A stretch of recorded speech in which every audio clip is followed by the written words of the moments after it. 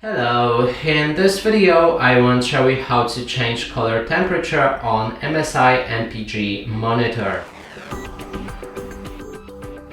To do this, first you will need to click on the button behind the right side of your screen, scroll down to the image. Inside you'll be able to find color temperature that you can switch between cool, normal, warm, or customize it using your own color hue options.